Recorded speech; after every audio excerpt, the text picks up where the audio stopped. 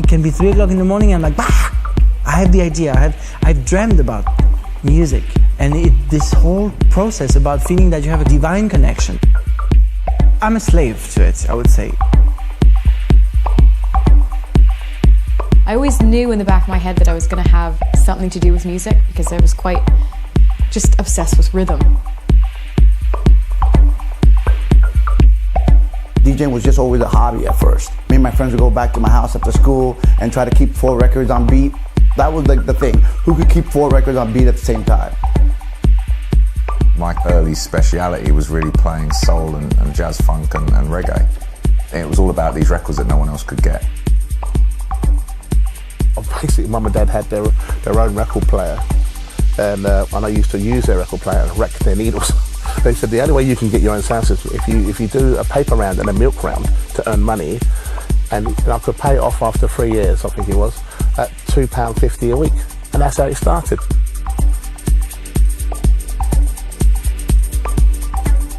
Electronic music let me feel emotions I wasn't capable of really feeling or understanding myself. So in many ways, I DJ to continue to feel those emotions. It gives you such a rush being on stage and being able to change the course of an evening and react to how the crowd's going. You just kind of get lost in it, just in the zone if it's going really well. It's a great feeling when it all kind of comes together. You just ride that adrenaline wave up until the end of your set and then crash afterwards. I think a lot of people, I don't think they really understand the mental and physical toll. I was deeply unhappy. I kind of went through this quite depressive stage. I had like anxiety all the time, every day. There is a side that is extremely hardcore for you, psychological. You have to be strong. You have to be strong. It has the good side and the bad side.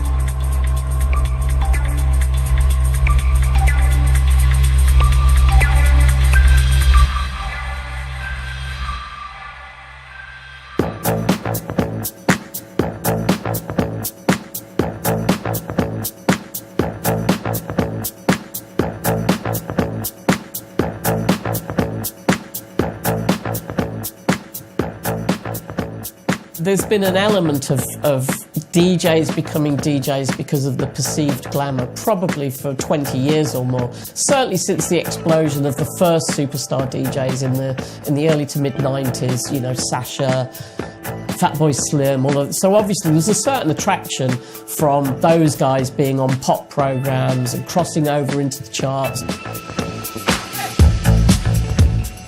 More often back in the day, a lot of the DJs were kind of shy and more comfortable in the booth maybe than they were in kind of social situations.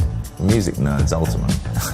There's a link between being a professional musician and the personality characteristic of introversion. I like to consider myself an introvert-extrovert, you know? Classically introvert, extrovert on TV. Normally I'm a pretty shy guy, but when the night comes or when the performance comes, somebody else is coming out of me wild and crazy.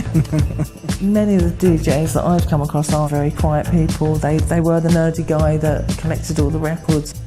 Less so now. We see the kind of brash performer style of the kind of EDM DJ. I think that's a kind of different animal. I think one of the most prevalent changes that we've seen recently is that artists can break through so extremely fast. You can almost become famous overnight in some ways if you've got the right marketing team, the right managers, and then you're being put on planes all over the world. I went from an office job to touring the world. I had kind of hundreds of gigs a year, all over the place. I had never traveled before I DJ'd. I didn't even have a passport. So I was like this really small town girl in the big city, being offered all of these gigs, and I didn't really know how to take it at first. The DJ explosion, it probably took 20 years for the first signs that lifestyle, I mean, forget taking drugs and stuff, but just the lifestyle can have an impact on your mental health.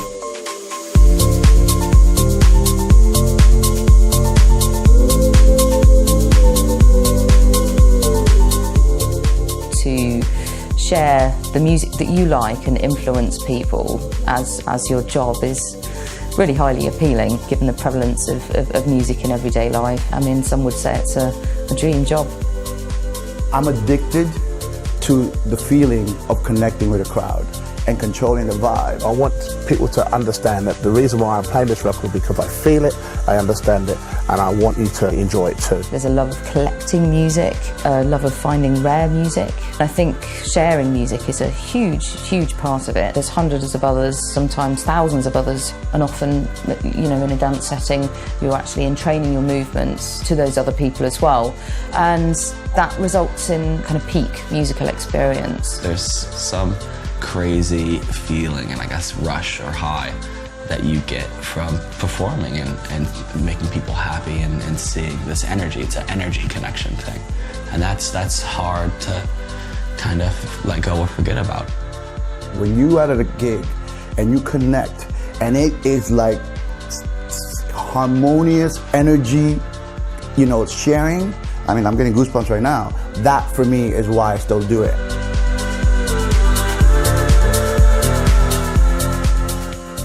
My experience in the 70s, when DJ was a bit of a joke really. DJ was someone that came along for a kid's party, or, you know, I think the image of a DJ back then in the UK was seen as a very kind of mainstream thing at large. I think it's changed a lot over the last 20 to 30 years. Now I think what you tend to find is DJs are technicians, they're computer boffins, they're producers, they're programmers, they're sound engineers. Now DJs don't get booked unless they're making records.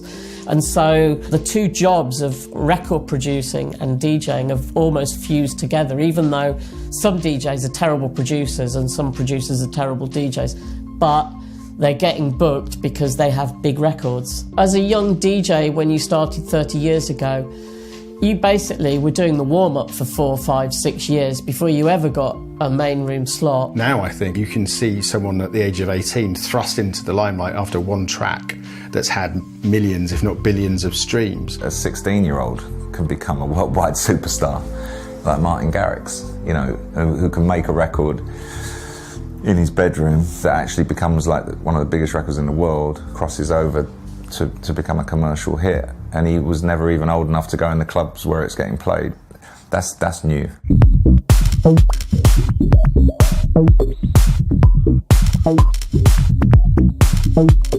I think a lot of people, they see a guy DJing, they're at a party, it's cool, and I don't think they really understand the mental and physical toll. Not as much effort, you know, because, I mean, as far as effort's like a totally different, I mean, some DJs put a lot more effort in than others. The fun bit that you see, I think that's the bit you don't get paid for. It's all the bits in between. The travelling and the time that you spend on your own is really the side that people don't see. And it does sound a little bit like DJs complaining. And, you know, when maybe some of your friends are working in a frozen food factory, it just seems a bit churlish to mention it. But it is boring. You do spend an awful lot of time on buses, coaches, trains, aeroplanes. It's a very hard job to get any sympathy for, because everyone thinks they got that image in your head of, you know, private jets and spraying champagne. But it, you know, the touring life of a DJ is really hard. People think it's a really glamorous lifestyle, and I'm sure for some people it is, but I think it's a small amount of people it's very glamorous for, and nobody's immune to the kind of rigorous schedule that people do. And most of these DJs, people don't realize, travel alone every weekend, week in, week out, alone. And that type of solitude starts to really shape the human mind in an odd way. Actually, the thing I think is really detrimental is just the really strange sleeping patterns that you get into. If you're constantly operating, in a lot of instances, very little sleep on a regular basis, and it becomes enormously punishing. A lack of sleep can have a profound effect on physical health. It alters our ability to regulate our emotions, regulation of appetite and digestion, can make us more anxious. It can also make us depressed. I think it can be a really big issue with DJs of the switching off the Saturday night mode, where you're having fun, you're having a party, you're drinking, you're doing whatever, and when it comes to Monday morning, actually having a normal life as opposed to the slightly crazy life that you live on the weekend. It's an odd profession where either you're in front of like hundreds or thousands of people, and then you're like, and then someone puts you in a room and you're just like alone. It's the drastic change in going from that buzzing, that high of having a really good gig and being with like loads of friendly people, and then the next day being really hungover and arriving back in London at my flat and it just being completely quiet and dead. And then you're like, and then that's when it gets like a bit sad and dark. And that's why I think so many DJs have problems with like kind of drugs or even sex addiction and these other things. It's just to cure the loneliness. The adulation you get from the 2 hours that you're performing in a club, and then those quiet moments after you've finished and you're back in the hotel on your own, or you're perhaps sat in a bus waiting to go to the airport.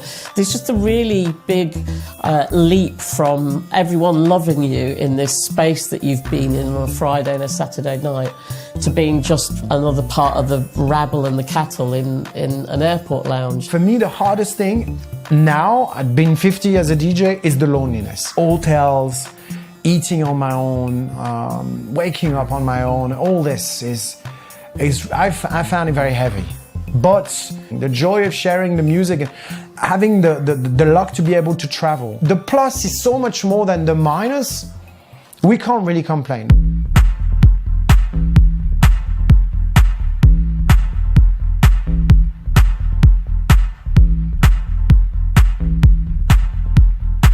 Artists of a certain level of success will usually make an album, start doing press rounds, go on tour for however long, but then after that tour usually will come off the road. You will generally be home for your Christmases and New Year's and holidays, whereas DJs are continuous.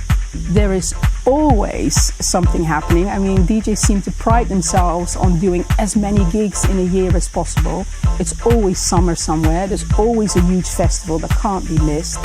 So it doesn't allow for that period of decompress. You're a brand, you're being marketed, you're going out, you're on the road, you know, and it's when to say, that's enough touring. It's tiring in a whole number of different ways.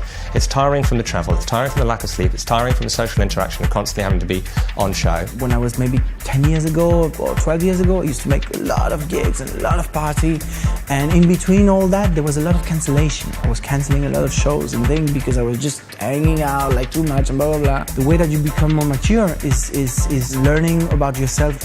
I'm good until here, and after that I'm not good anymore. At the time I was young enough to handle no sleep, travelling, playing here, doing this party. One of the things that I learned so much about myself at that time is how hard I could work up to a point where my body started to say, no you can't.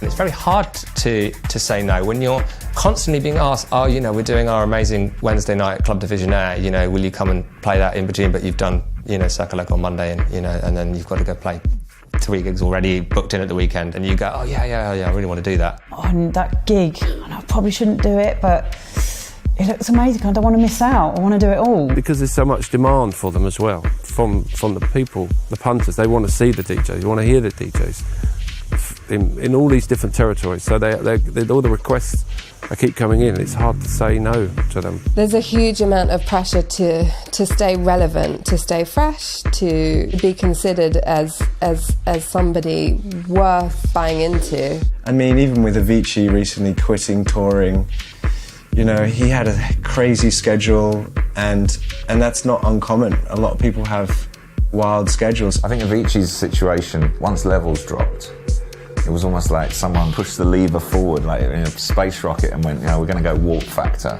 And then they just kind of mopped up the world, you know, for like 3 or 4 years. You've got management on your back, you've got agents on your back, you've got labels on your back, and they all want you to tour because you make them more money. If you ever met up with him, it was like being with the biggest pop star on the planet kind of thing, you know. It just felt like, you know, every minute, every second was accounted for. I'm starting in 4 minutes. I think there was an attitude in the camp that it was like, we know this is not going to last forever, so we're going to milk it for as much as we possibly can, as quickly as possible.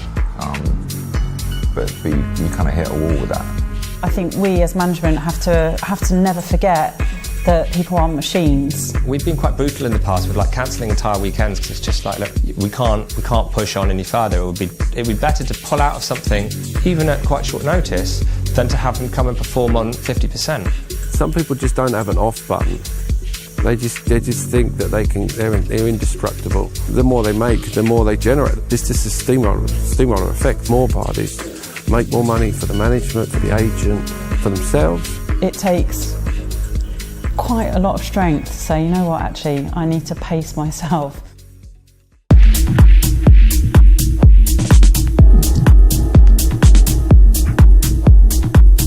Back when I first started out, it was a really stripped back affair. But now the money is bigger, the responsibilities are bigger. The DJ carries a massive responsibility on the entertainment in a club. I know it sounds a bit ridiculous because it's not like you're a doctor and you're operating on someone's heart, but you are entertaining 300, 500, 1,000 people in a club. Yeah, there is a certain amount of pressure, right? It's something that I do really take seriously, the fact that people are relying on you to deliver a great time to them. Certainly now it is a performance. In the scrutiny of social media and instant video everywhere and live streaming, more and more DJs have to be part of a show. And if you are not naturally an extrovert or a performer, you have to switch something on that you may not have. Yeah, I feel the pressure a lot. I have done for a while. There is a lot of responsibility, and there's obviously pressures of judgment from others, comparison to other people. I think it's recognised that there needs to be, some adrenaline there, but it's when is that too much, and when does that affect the performance?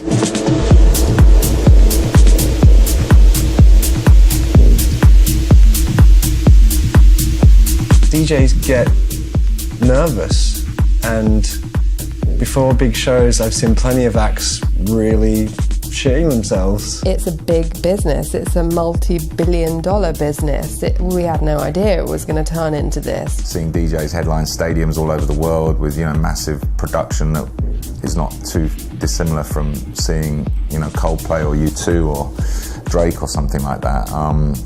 Obviously it's changed a lot. With the amount of pressure and the amount of expectation, the guys are there before and after, they're all looking, and he's playing this, he's playing mine, he's playing this. It's like, everything becomes a subject. Music is not the subject anymore, but everything, the technical, the blah, blah, blah, the people that is around, the guy that's in the back, everything becomes a pressure. And all this is like dragging me out from the center, which is music. This industry brings up so many emotions in an individual to find out where you're at. Can you handle this? Are you the person to be able to actually stand there right now and DJ to these amount of people? Because they're expecting so much from you right now. The expectations of that is of the highest level. I had to do a lot of work with myself in order to step back and to say, hey man, just do what you know how to do and stop pressuring yourself, and stop squeezing your head as a fucking watermelon, People expect you always to be on. It's your job, actually, to, people are paying you money to show up and be on and perform and entertain them. But it's like anything else, you're a person, all right? I mean, I've had to DJ a few times after some really traumatic things had just happened. One time I'd broken up with my ex-fiance, and I was in Russia, and it was like that scene out of The Wedding Singer, where, they're trying to kick him out of being a DJ. I was just sitting there not even mixing or anything. Basically throwing records, fuck you, And it's it's like people expect you to always be on, but performing is a hard thing, considering that you have to deal with your life.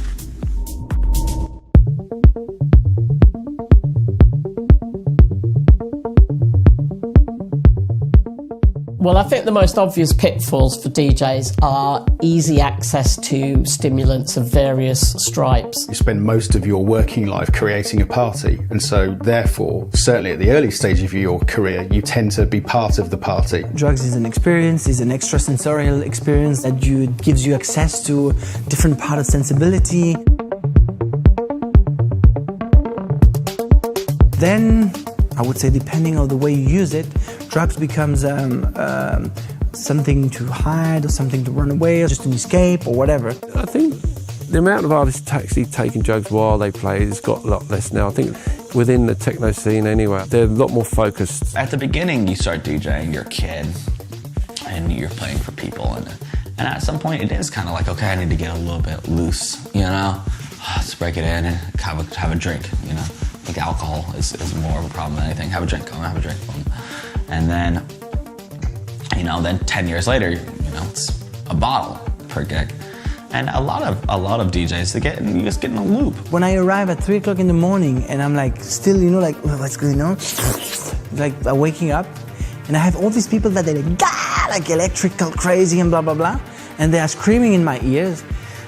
Sometimes I just feel like I'm gonna punch him in the face because I'm not on that energy. So I straight away, I'm like, give me a shot because I have to level myself to just reach that level of like conversation, yeah. You get to gig, you have to perform, you're really, really lagging. Drugs, alcohol, always there. Some shots? I'll just bring the bottle. Yeah, cool. And even if it's not a lot, it's just that cycle. Day. Okay, whatever. You know, I need to stay up, cool, boom. After a little while, you're going down on a plane by yourself for 10 hours. Whew. We've lost a lot of people, I mean, to drugs. A lot of really talented people who just kind of floated to the wayside. It's a hard work to find that well-being mentally and physically inside of yourself with what you do without being absorbed into the party thing, the woman thing, the blah blah. It's pretty complicated, yeah. It has a bright side and a very dark side, yeah.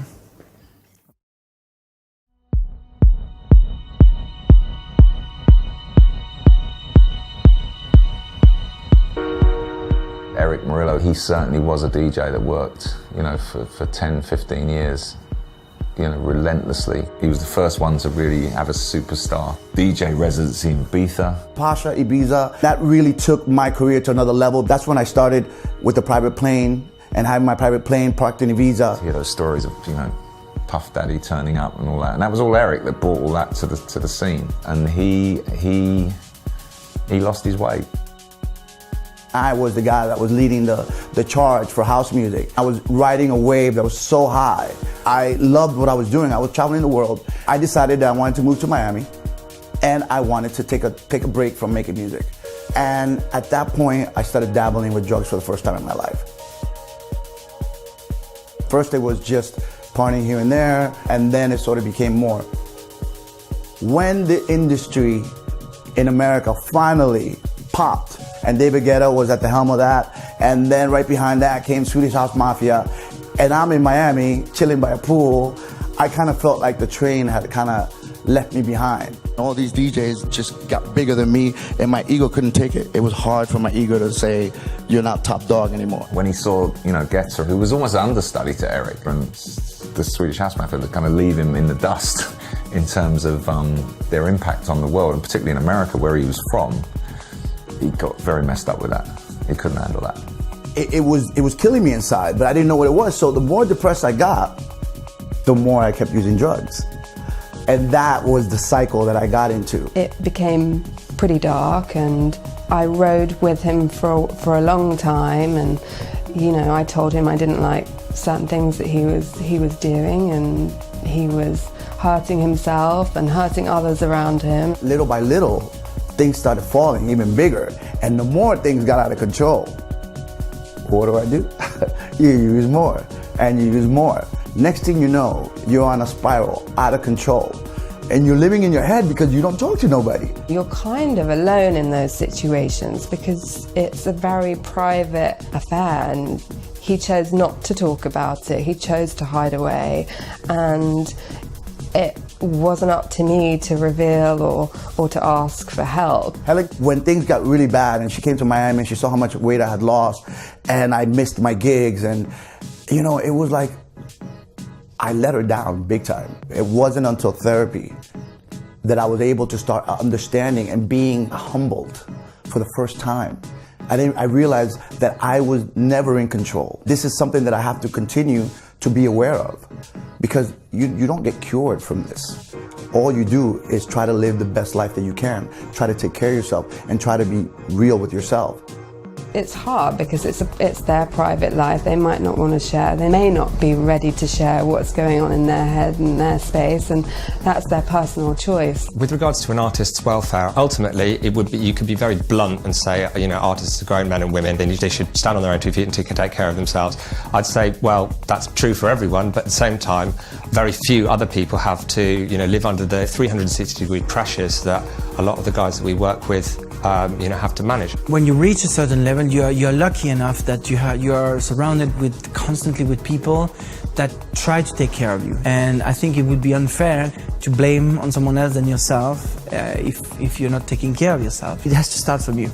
It has to start from the person that is in the middle, because people are trying many ways to help you constantly. And you would be a prick if you don't realize this, yeah. The responsibility of all our lives only lies with us. If I'm drinking too much, that's my fault, that's nobody else's. But we can only help as a team, as artists, as tour managers, to make it as easy as possible. I never thought I would be that person. I never thought I'd become that guy. Now I know. So don't think anybody is immune to that. We're all at risk, and it's really all about dealing with your personal stuff that you have inside.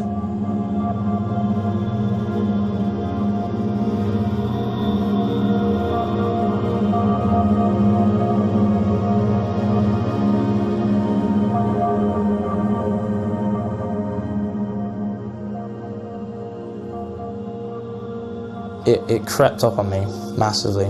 I didn't realise for a very long time. I was deeply unhappy. I was drinking every day and basically chucking my life down the drain, and I think it got to a point that I knew that if I didn't do something about it, I wouldn't be around much longer. When I first moved to England from Canada, I arrived in London and I didn't have a support system here. I didn't have anyone that I could just call and sort of vent to, and I found it really, really lonely.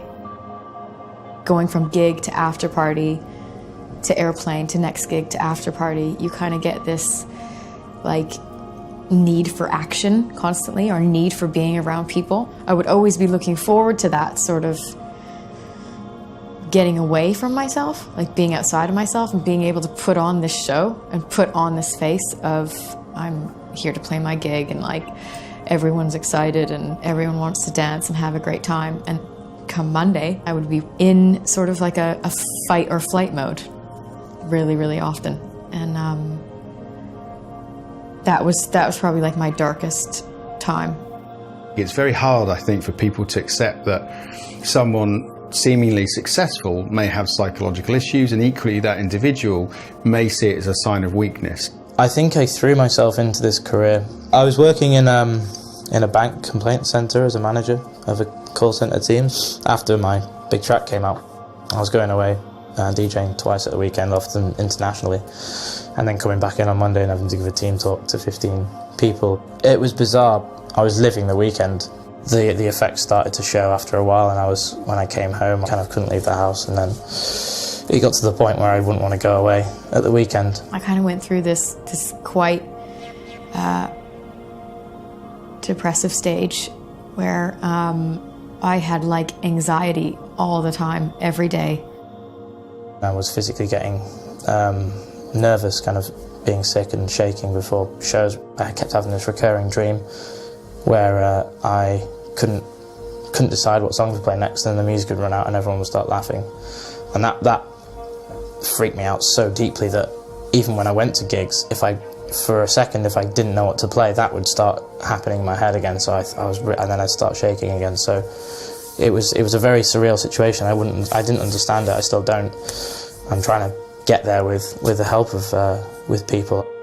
I felt guilty because there's a lot of people that would love to be in the situation that I am. I didn't think that I deserved anything that was coming to me. There's something in psychology and therapy environments which is called imposter syndrome, which is where an individual may feel almost like a fraudster, that actually they're not as able or as talented or as intelligent as the media are actually portraying them. You don't deserve to be here, you're a fraud, you're a fake. You're getting paid to go around the world and you're just basically cheating everybody, and this kind of perpetuated for a long time. I was searching on Twitter, I was actively looking for negative reviews, negative tweets, just so I'd get some tangible reason why I should be feeling this way. And I sat up after a gig in the hotel looking for somebody, waiting for someone to tweet saying I was rubbish. I've seen various kind of therapists trying to find the right one. I've started doing meditation, Vedic meditation, which has really made a difference. The way I would feel in the evenings was that I had so much energy that I just couldn't wind down and sleep. So I started practicing yoga as much as I could.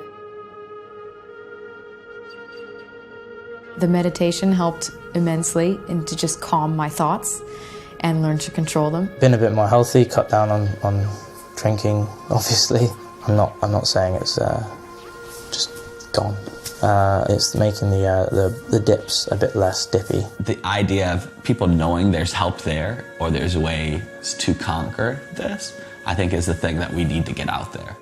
There's not enough awareness. I'm not saying everybody should be an expert, but just having a little bit of an understanding, because it's very easy to pigeonhole. I think psychological issues have a stigma in society, not just in electronic music, and I think especially psychological issues are a particular problem with males. It's mostly a male-dominated industry. For men to ask for help is not historically known not to be the first thing that we do. The idea of therapy it can be taboo. It felt good to just have time away, because I know deep down I want to do this as a career. I love music, but I just need to find a structure in which it works for me. Honestly, I don't think our industry has been doing enough. I think we have relied on individual organisations or the DJs themselves to put the hand up and say there's an issue and to solve it. And I think now is the time to collectively recognise that there is a problem and collectively do something about it.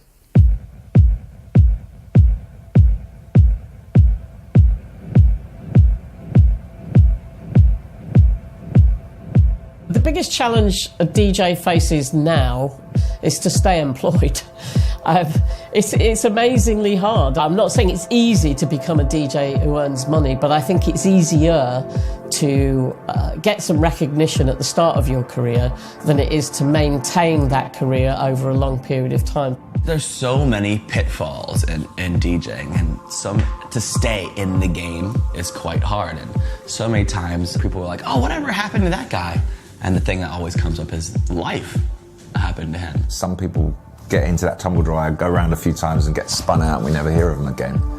Other ones manage to stay in there and actually start to almost like calm things down and like to manage the madness. Someone like Martin Garrix is showing the way.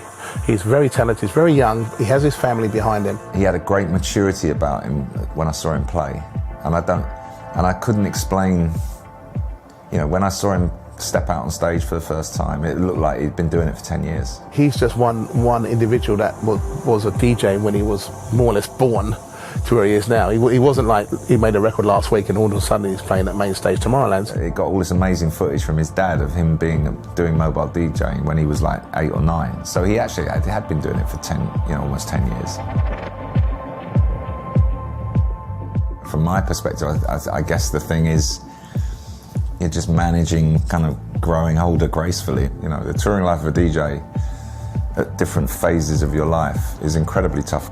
I saw Danny Tenaglia in Miami a couple of years ago, and he played an 8-hour set and he was sat down for the whole thing on a throne, so you can definitely, it's very sustainable in that way. You don't have to stand up. So once you get a family, or you've got any aspirations of getting a family, you start having kids and stuff like that, then it becomes 50 times harder. That's probably the biggest cost of DJing. It's a really crazy life. I mean, it's something I'm looking to do for maybe another 10 years and then kind of get out, because I think there is like an expiration date on your own sanity and trying to keep human with being a DJ. Some of the people on the circuit have been doing it for years. I almost like them, and they're in their 40s, but they they're kind of like child men, you know, because they chose not to have families. And families either like you put the brakes on you or you have to deal with it in a different way, or they fall apart and then you start having different families, different wives, different boyfriends, or different husbands. I look at my peers, so my older peers, and yeah, they've had incredible lives, you know, but like if you look at them having families or them living actually the human experience, there's very few who've been able to make that transfer. At some point, I would like to start a family. You know, I've sacrificed a lot of things to be where I am today, family being one of them. It's always something in the back of my mind because obviously everyone wants to have a social life, they want to have a love life. They maybe want to have a family one day, and that's something that I consider. If I do want to have children one day, it's going to be a choice that I'm going to have to make to take some weekends off because I'm going to want to spend time with them. I was 22 when my daughter came to this world. To be honest, at the very beginning I was insecure about myself, not insecure about my daughter, but I was insecure about myself, being so young and not being ready to be a dad, and all these questions that comes, and I was not sure I could raise a kid in all this environment. And actually my daughter was the one who helped me out to find a way through this. I got lost many times there in between, and family was always the thing that brought me back to my center, to who I am, and not losing my head in the bubbles and the glitter and everything. I think it's very important as a DJ to engage with ordinary life and have ordinary things happening, because it's the thing that keeps your feet on the floor. When I was 30, it was okay for me to be away every weekends. But, you know, I went to 40 and then I had my son. I'd like to see my son grow. I don't want to miss out on the best years. I have my working life and then I have my private life. I think you have to, whatever work you do, to separate the two. Top-end DJs are like high-end CEOs. There's a certain kind of mindset that of someone who is a high-performing individual. Guys like Sven or Carl or Dubfire and Rich, these guys are fucking machines. Even just to get to this level of DJing, everyone just tells you, no, it's not possible, it's not possible, it's not possible. And you're like, no, yeah, this is how it's gonna happen. Your life as a musician impacts kids every day. That's the biggest thing. Ultimately, if you can do a job you love and actually make a living out of it, then you consider yourself every morning to be very, very lucky. It's very hard to maintain a life, really hard. I think I'm probably still working on how to figure that out, but you have to understand the sacrifices to be made if you really want to be good at this.